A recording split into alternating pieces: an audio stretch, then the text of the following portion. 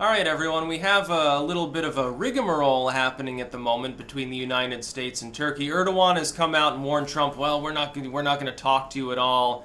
We're not going to negotiate on these points. And Trump's like, Erdogan's not doing enough to help the US, and there's trade deals and stuff and optioning tariffs. And so the Turkish lira has collapsed. The economy of Turkey is already showing signs of strain because of pressure from the United States. Now, keep in mind, here's what I would say. Despite the fact that Trump's trade strategy generally is working, there are at least a few situations in the world that I honestly would not choose to apply the same pressure in. The two biggest ones would be Turkey and Egypt. I'll tell you why. Because of trade. Specifically, the Bosphorus and the Suez Canal controlling an inordinate... It would be like having a trade war with Panama, knowing, hey, they can shut the canal off. We're fucked. That's essentially what it boils down to. Now, the Bosphorus may not carry as much U.S. trade on the sea as the Suez or the Panama Canal or something. But it is still an important trade route. It involves certain parts of Eastern Europe, of course, Romania's water ports, Ukraine, Russia. Obviously, they're only warm water ports. It's not like they're shipping things. Up in Kamchatka, 6 months out of the year, it's icebound. I'm sure it's really, really fun to have to be a whaler or whatever up there. So it's an important part of the world. Also, Turkey is a developing and large economy. It's a rising power within the world. Again, just like Egypt. These are countries that are developing. And parts of Turkey are essentially first world. The more parts of the urban areas have already developed. You go out to the eastern half of the country and it looks more like Syria or something. It's overrun with tribal warfare and stuff. But it has a large military. And it's a country that has become a swinging post for the entire east-west thing. Both Russia and the United States kind of sort of want to be their buddy, but also chastise them. It's like when Erdogan had that Russian jet shot down because the Russians were operating too close to their airspace for Syrian reasons. And then the United States, at the same time, we got after them on trade, and still are. Obama went over and met with Erdogan and gave a speech and stuff. Putin has met with him. So everyone is sort of gathering in this general region. It's not just due to Syria anymore. Part of it is just Turkey in and of itself because it controls the Bosphorus. Because it's the gateway to Europe in that sense, geographically speaking. This is an area of the world where a disproportionate amount of energy resources and trade are all found. Turkey is thus an important ally and partner of the United States. The problem is, of course, Erdogan with his strongman political tactics is doing sort of what Duterte is doing, which is he's trying to waffle between East and West. He buys weapons from Russia, but then also buys stuff from the U.S., and sort of simultaneously praises and backstabs everyone. Trump, I guess, is tired of that, wants to rip them out of being a neutral country, put them back in the Western sphere. That's what I think he's trying to do, and he's trying to do that by using his time-tested, at this point, strategy, which is give the stick and then offer a basket of carrots. That's really what it's about. It's basically, we will crush your economy, fuck you, go away, and then when their economy begins to shudder, everyone gets afraid, all of his advisors say, Mr. Tayyip, something needs to be done here. And then, you come to the bargaining table, and usually that causes a reduction in the other nation's tariffs on the U.S. goods. See, we don't tariff anything.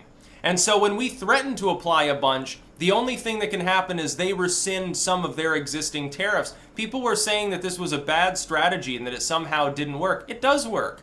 It's not harming our economy. What harm has been done to the U.S. economy? They're talking about China putting tariffs on goods it's like, who cares? Yeah, China buys a whole lot of stuff from the U.S. No, it's a lopsided arrangement where we buy disproportionately 10 times as much as they do. And they are the exporter. We are the importer. We have, thus, the power in the situation with regards to a tariff war, especially because of the size of our economy and our stranglehold, really, over a lot of the world's shipping. You got to realize one of the biggest advantages that we have in trade disputes is the fact that our Navy is the largest.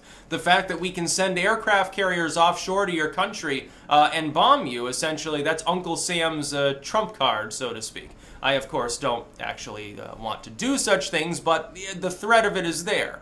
It tends to keep most regimes in line.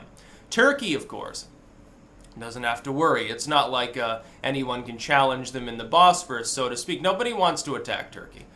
except in trade because of tariffs. Again, as before, but the lira already had problems years ago. The lira already was doing badly as a currency, and now it's doing more poorly. It's falling to its all-time lows.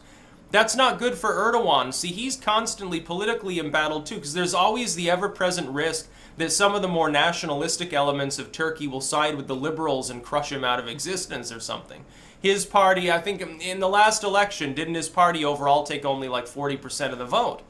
Well, then if you had a coalition of other groups, they could easily defeat him. It could happen.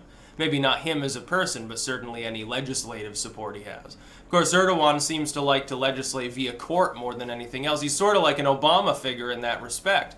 Likes to use the judicial muscles in order to suppress people and make it retroactively legal. I don't personally have a lot of faith in Erdogan. Look, the thing is, if he continues this attempt to resist the U.S. pressure on trade, even though it is lopsided trade, and most Americans are behind Trump, at least on this. Even there are people on the left that are behind Trump when it comes to trade and economics disputes. If he keeps doing that, the lira will fall further, endangering the Turkish economy at large. Again, a country that we should probably be trying to wine and dine rather than, maybe knock around in this sense. But it has worked before. Trump's strategy has worked. It's working in China. They're attempting to continue the tariff war. It's not harming our economy. It is harming the Chinese economy. The EU already buckled. Canada's already buckling. They're having a dispute with Saudi Arabia right now. Nobody's backing them. They're like, well, the Saudis are pushing us around on energy prices and stuff, and it's like the U.S. has refused to back Canada.